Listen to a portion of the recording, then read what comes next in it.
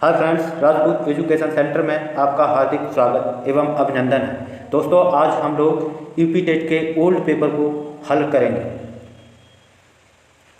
तो पहला प्रश्न है दोस्तों, निम्न में से कौन सी अंतर्राष्ट्रीय संस्था पूरे विश्व में पर्यावरण सुरक्षा की देखभाल करती है? तो ऑप्शन है WWF, PETA, WHO, UN। तो फ्रेंड्स, इसका आंसर हो जाएगा UN। यूएन की बात करें तो यूएन की फुल फॉर्म होती है यूनाइटेड नेशंस। इसे हिंदी में कहते हैं संयुक्त राष्ट्र। दोस्तों, इसकी स्थापना 24 अक्टूबर 1945 को कैलिफोर्निया में हुई थी, जो कि अमेरिका में पड़ता है, और इसका मुख्यालय न्यूयॉर्क, अमेरिका में है। इसके बाद दूसरा प्रश्न, कीटनाशकों के अत्यधिक इस्तेमाल से होगा? पहला ऑप्शन है वायु प्रदूषण, दूसरा है जल प्रदूषण, फिर है ध्वनि प्रदूषण, इनमें से कोई नहीं। तो इसका दोस्तों आंसर हो जाएगा जल प्रदूषण।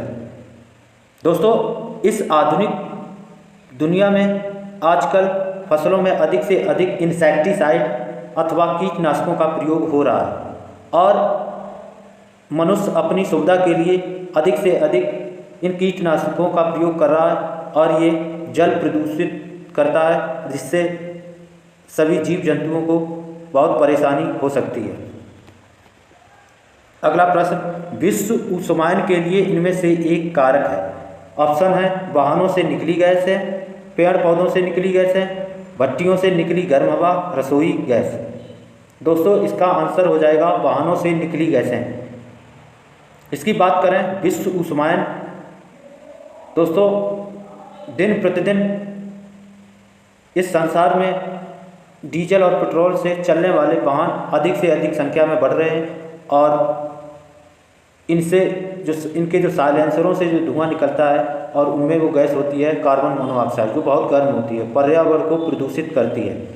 इसीलिए पूरा विश्व दिन प्रतिदिन गर्म होता जा रहा है, और इस वातावरण के गर्म होने से पूरी दुनिया के लिए घातक सिद्ध होगा। अगला प्रश्न, धातुमय प्रस्तर किसे कहते हैं? ऑप्शन है मेटालाइट, बिटुमिन, अयस्क, बॉक्साइट। दोस्तों, इसका आंसर हो जाएगा अयस्क। अयस्क की बात करें तो जब भी बड़ी बड़ी खानों से खुदाई होती है और उससे जो अशुद्ध धातु निकलती है, उसी को अयस्क कहते हैं। अगर एक शब्द में हम कहना चाहें तो अशुद्ध धातु को ही अयस्क कहते हैं। अगला प्रश्न, पेड़ पौधे प्रदूषण घटाते हैं क्योंकि वे अवशोषण करते हैं?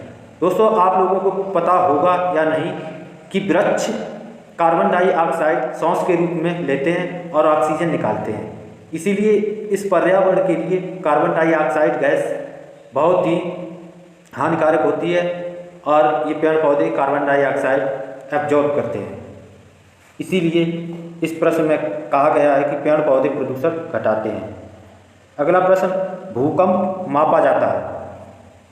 दोस्तों, इसके ऑप्शन है डेसिबल में, न्यूटन में, रिएक्टर में, थर्मामीटर में। तो इसका आंसर हो जाएगा रिएक्टर में। जब भी इस पृथ्वी पर भूकंप आता है तो रिएक्टर पैमाने से माप की जाती है कि कितनी तेज़ी से भूकंप आया और किस जगह पर कितना भूकंप का झटका लगा है। अगर भूकंप को रेखांकित किया जाए तो वो सिस्मोग्राफ कहलाता है, और भूकंप के अध्ययन को सिस्मोग्राफी कहते हैं। अगला प्रश्न, महासागरों में जल स्तर का वृद्धि का कारण है? ध्रुवीय प्रदेशों में बर्फ पिघलने के कारण, अम्लीय वर्षा के कारण, अत्यधिक बारिश के कारण, इनमें से कोई नहीं। तो फ्रेंड्स, इसका आंसर ध्रुवीय प्रदेशों में बर्फ पिघलने के कारण। दोस्तों, इस पर्यावरण में बहुत सी अनैच्छिक गैसें बढ़ रही हैं, जिससे इस पृथ्वी पर दिन प्रतिदिन टेम्परेचर बढ़ता जा रहा है, जिससे बर्फ़ पिघलने की संभावना है, और जब बर्फ़ पिघलेगी तो महासागरों में जल का स्तर बढ़ेगा। अगला प्रश्न, वायु प्रदूषण को कम किया जा सकता है? मछलियों द्वारा, जंतुओं के द्वारा, सूर्य के प्रकाश के द्वारा। अगला है पेड़ पौधों द्वारा। तो दोस्तों, पता है कि वायु प्रदूषण को कम कैसे किया जा सकता है, क्योंकि जो इस पर्यावरण में सबसे ज़्यादा विषैली गैस है वो कार्बन डाइऑक्साइड है, और इस कार्बन डाइऑक्साइड को पेड़ पौधे अवशोषित कर लेते हैं, इसीलिए वायु प्रदूषण कम होगा। अगला प्रश्न, विश्व पर्यावरण दिवस कब मनाया जाता है? ऑप्शन है 7 अप्रैल, 9 जून, 1 जून, 5 जून। दोस्तों इसका आंसर हो जाएगा 5 जून, क्योंकि दोस्तों स्वीडन के एक जाने माने शहर स्टॉकहोम में एक सम्मेलन हुआ था, और वह सम्मेलन 5 जून 1972 को हुआ था। उसी सम्मेलन में एक संस्था का जन्म हुआ था, उसका नाम है UNEP, United Nations environmental programme. उसी संस्था ने यह घोषणा की थी कि प्रत्येक 5 जून को विश्व पर्यावरण दिवस मनाया जाएगा। अगला प्रश्न, सूर्य की हानिकारक किरणों से पृथ्वी को कौन सा स्तर सुरक्षित रखता है? तो इसके लिए ऑप्शन है दोस्तों क्षोभमंडल, समताप मंडल, महामंडल, मध्य मंडल। तो इसका आंसर हो जाएगा समताप मंडल, क्योंकि जो सूर्य से किरणें निकलती हैं उसमें पराबैंगनी किरणें भी होती हैं जो समताप मंडल में ओजोन परत पर टकराती हैं और उसके बाद पृथ्वी पर आती हैं। अगर दोस्तों समताप मंडल पर ओजोन परत ना हो तो पराबैंगनी किरणें पृथ्वी पर डायरेक्ट आएँ तो मनुष्यों और जंतुओं के लिए बहुत हानिकारक होंगी, क्योंकि ये किरणें मनुष्यों के शरीर पर पड़ेंगी तो त्वचा कैंसर होना संभावित है।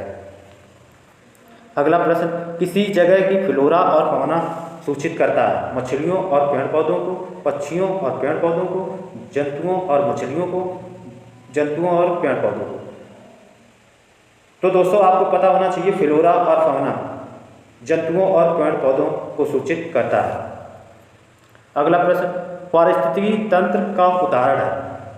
ऑप्शन है जल, वायु, तालाब, मृदा। दोस्तों इसका आंसर हो जाएगा तालाब। पारिस्थितिकी तंत्र का प्रतिपादन दोस्तों एजी टांसले जी ने 1935 में किया था। कौन जीवीय कारक नहीं है? इसके ऑप्शन है पेड़ पौधे, सूक्ष्म जीव, पत्थर, इनमें से कोई नहीं। इसका आंसर दोस्तों हो जाएगा पत्थर।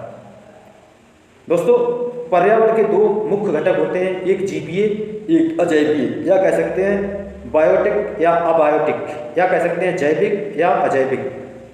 जैविक कारक भी होते हैं दोस्तों, जिसमें जीवित प्राणियों का संसार होता है, उसे जीवीय कारक कहते हैं।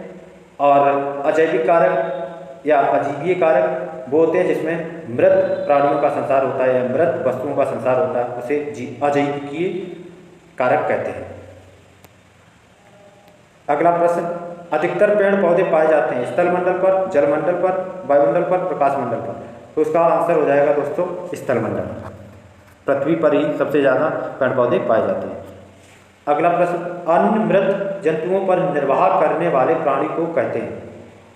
इसके ऑप्शन है पैरासाइट, डिकम्पोजर, स्क्वेंजर, ओमनिवोर। तो दोस्तों इसका आंसर हो जाएगा स्क्वेंजर। स्क्वेंजर मीन्स होता है अपमार्जक। दोस्तों अपमार्जक का कार्य सड़े गले पेड़ पौधों और जीव जंतुओं को खत्म करना होता है। ये एक तरीके का डस्टबिन होता है, ये पृथ्वी की सफाई करता है, इसीलिए इसे कहा गया है मृत जंतुओं पर निर्वाह करने वाला प्राणी। अगला प्रश्न, प्रकाश संश्लेषण संपादित होता है सभी पौधों द्वारा, सभी जंतुओं और पौधों द्वारा, सभी वायरसों द्वारा या सभी हरे पौधों द्वारा? इसका स्वाभाविक सा आंसर है दोस्तों सभी हरे पौधों द्वारा। दोस्तों आपको पता होगा सभी हरे पौधे अपना भोजन प्रकाश संश्लेषण क्रिया द्वारा बनाते हैं, इसीलिए इस प्रश्न में कहा गया है प्रकाश संश्लेषण किसके द्वारा संपादित होता है। अगला प्रश्न, ध्वनि या ध्वनि प्रदूषण मापा जाता है? डेसिबल से, फान से, डेसिबल से, डेसिमल से, डेसी से। इसका आंसर हो जाएगा दोस्तों डेसिबल से। डेसिबल से ही ध्वनि प्रदूषण को मापा जाता है और ये पता लगाया जाता है किस शहर में सबसे ज़्यादा प्रदूषण अधिक है, किस शहर में सबसे कम प्रदूषण है। इसी की माप डेसिबल यंत्र से की जाती है। इससे एक प्रश्न बनता है दोस्तों, सड़क के किनारे पेड़ पौधे क्यों लगाए जाते हैं? क्योंकि पेड़ पौधे इन वाहनों से निकली हुई विषैली गैसों और ध्वनियों का अवशोषण करती हैं। Thank you.